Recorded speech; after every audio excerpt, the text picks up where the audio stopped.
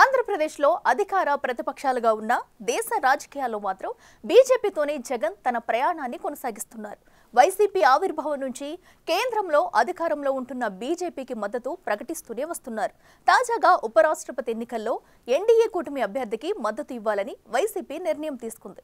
2029 ఎన్నికల నాటికి ఎన్డీఏలో తాము లేకపోయినా టీడీపీని మాత్రం ఎన్డీఏ కూటమిలో లేకుండా చేయాలనేదే వైసీపీ ఆలోచనగా కనిపిస్తుందంటున్నారు. గతంలో ఇదే తరహాలో మద్దతుగా నిలిచి బీజేపీకి దగ్గరయ్యే ప్రయత్నాలు చేసి సక్సెస్ అయిన వైసీపీ ఈసారి ఏ మేరకు సఫలం అవుతుందనేది చూడాలి. గత ఎన్నికలకు ముందు బీజేపీతో సత్సంబంధాలు నెరిపిన వైసీపీ సార్వత్రిక ఎన్నికల్లో ఆ పార్టీ టీడీపీ జనసేనతో కూటమి కట్టడంతో దూరమయ్యింది. దివంగత వైఎస్ మరణానంతరం తనను ముఖ్యమంత్రిని చెయ్యలేదని, తరువాత తన ఓదార్పు యాత్రలకు అనుమతించలేదని కాంగ్రెస్ కు దూరమై వైసీపీ పేరుతో జగన్ సొంత కుంపటి పెట్టుకుని పొలిటికల్ గేమ్ మొదలుపెట్టారు. మొదటి నుంచి కాంగ్రెస్ పార్టీకి దూరంగానే ఉంటూ వస్తున్న వైసీపీ మరోసారి బీజేపీతో దగ్గరయ్యే ప్రయత్నాలు చేస్తోంది. పార్లమెంటులో వైసీపీకి 4 లోక్సభ సభ్యులు, 7 రాజ్యసభ సభ్యుల బలముంది. పార్టీ ఆవిర్భావం నుంచి సోలోగానే పోటీ చేస్తూ వస్తున్న వైసీపీ 5 ఏళ్ల అధికారం తరువాత గత సార్వత్రిక ఎన్నికల్లో దారుణ పరాజయం పాలైంది. అసెంబ్లీ ఎన్నికల్లో 11 సీట్లకే పరిమితమైన పార్లమెంటులో చెప్పుకోదగ్గ బలాన్ని చాటుకుంది. అక్రమాస్తుల కేసుతో పాటు వివిధ కేసుల ఉచ్చు బిగుసుకుంటుండటంతో జగన్ మోదీ సర్కార్కు దాసోహం అంటున్నట్లే కనిపిస్తున్నారు. అధికారంలో ఉన్నప్పుడు ఎలా కేంద్రంలోని బీజేపీతో స్నేహ సంబంధాలు కొనసాగించిందో వైసీపీ అదే తరహాలో తిరిగి తమ స్నేహాన్ని కొనసాగించేందుకు ఉపరాష్ట్రపతి ఎన్నికల ద్వారా అందివచ్చిన అవకాశాన్ని సద్వినియోగం చేసుకోవాలని భావిస్తున్నట్లు కనిపిస్తోంది. ఉపరాష్ట్రపతి ఎన్నికపై వైసీపీ కీలక నిర్ణయం తీసుకుంది. ఎన్డీఏ ప్రతిపాదించిన అభ్యర్థి రాధాకృష్ణన్ కే తమ మద్దతు ఉంటుందని వైసీపీ ప్రకటించింది. తమ పార్టీ కాంగ్రెస్ పార్టీకి వ్యతిరేకంగా ఏర్పడిందని స్పష్టం చేసింది. గతంలో ఉపరాష్ట్రపతి ఎన్నికల్లోనూ ఎన్డీఏకు మద్దతిచ్చామని ఆ పార్టీ అధిష్టానం గుర్తు చేసింది. అదేవిధంగా పార్లమెంటులో పలు బిల్లుల ఆమోదానికి మద్దతిచ్చినట్లు వైసీపీ చెప్తోంది. నంబర్ గేమ్ ఉండొద్దనే ఉద్దేశంతో ఎన్డీఏకు మద్దతిస్తున్నామని వెల్లడించారు ఆ పార్టీ నేతలు. గతంలో తాము అధికారంలో ఉన్నప్పుడు, అంతకు ముందు ప్రతిపక్షంలో ఉన్నప్పుడు కూడా కేంద్రానికి పలు కీలక సందర్భాల్లో బేషరతుగా బీజేపీకి మద్దతు ప్రకటించింది వైసీపీ. వ్యవసాయ చట్టాలు, వన్ నేషన్ వన్ ఎలక్షన్ సహా పార్లమెంటులో పలు బిల్లులకు కూడా ఎన్డీఏ పక్షాన నిలిచింది. వీటితో పాటు Delhi service bill, IPC, CrPC, evidence act సంస్కరణ బిల్, చీఫ్ ఎలక్షన్ కమిషన్ నియామక బిల్, ఆర్టికల్ 370 రద్దు బిల్లు, ఓబీసీ అమెండ్మెంట్ బిల్లు వంటి పలు కీలక బిల్లులకు కూడా వైసీపీ మద్దతు ప్రకటించింది.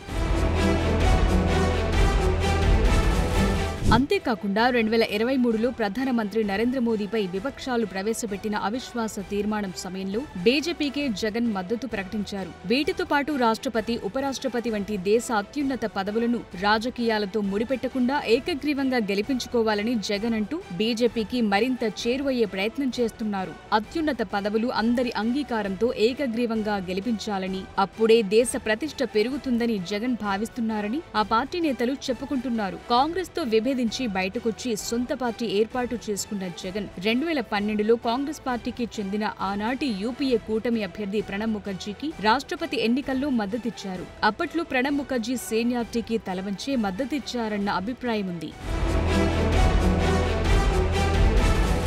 ఆ తరువాత 2017లో జరిగిన రాష్ట్రపతి ఎన్నికల్లో ఎన్డీఏ బలపరిచిన రామ్నాథ్ కోవింద్ కి ఉపరాష్ట్రపతి పదవికి వెంకయ్యనాయుడుకు వైసీపీ మద్దతుగా ఓటేసింది. 2022లో జరిగిన రాష్ట్రపతి ఎన్నికల్లో కూడా ఎన్డీఏ బలపరిచిన ద్రౌపది ముర్ముకి ఉపరాష్ట్రపతిగా జగదీప్ ధన్కర్ కి మద్దతుగా ఓటేసింది వైసీపీ. అయితే ఉపరాష్ట్రపతిగా ఉన్న జగదీప్ ధన్కర్ రాజీనామా చేయడంతో ఎన్నికలు అనివార్యమయ్యాయి. దీంతో ఎన్డీఏ తరపున బీజేపీ సిపి రాధాకృష్ణన్ ఉపరాష్ట్రపతి అభ్యర్థిగా బరిలో నిలపడంతో మద్దతుగా నిలిచింది వైసీపీ.